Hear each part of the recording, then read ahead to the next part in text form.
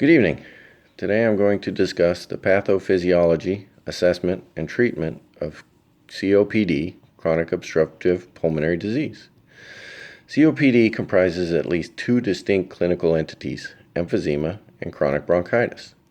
Emphysema is thought to damage or destroy the fragile structure of the terminal bronchioles. Groups of alveoli merge into large blebs or bullae, which are far less efficient than normal lung tissue because they have far less surface area for gas exchange. This part of the tracheobronchial tree becomes so weak that its branches collapse during exhalation, thus trapping air in the alveoli. Now, chronic bronchitis is defined as sputum production most days of the month for 3 or more months of the year for more than 2 years. The hallmark of this disease is excessive mucus production in the bronchial tree, which is nearly always accompanied by a chronic or recurrent productive cough.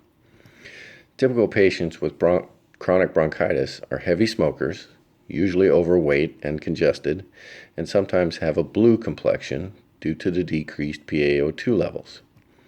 Emphysema and chronic bronchitis represent two extremes of the COPD spectrum. In reality, COPD progresses. Most patients fall somewhere between these two clinical extremes, showing signs and symptoms of both. Many patients with emphysema have a barrel chest caused by chronic lung hyperinflation. They are tachypneic, attempting to maintain normal carbon dioxide levels despite their dysfunctional lungs.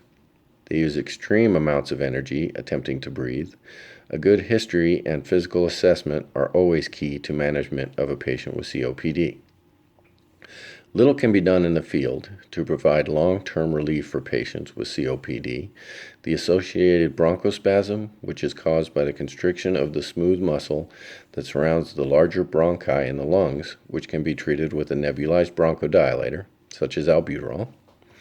Edema is much less responsive to aerosol bronchodilators and usually shows significant improvement only after corticosteroids have been administered and take effect. Hypoxia with the use of supplemental oxygen, which is an integral therapy for many patients with COPD, as well as the use of CPAP, can often be relieved, helping to improve the patient's immediate situation. Patients with COPD are often debilitated by the disease and have little or no respiratory reserve to help them. Verbal and physical stimulation can encourage breathing. If the respiratory rate begins to drop, gently shake the patient and yell, "Breathe!"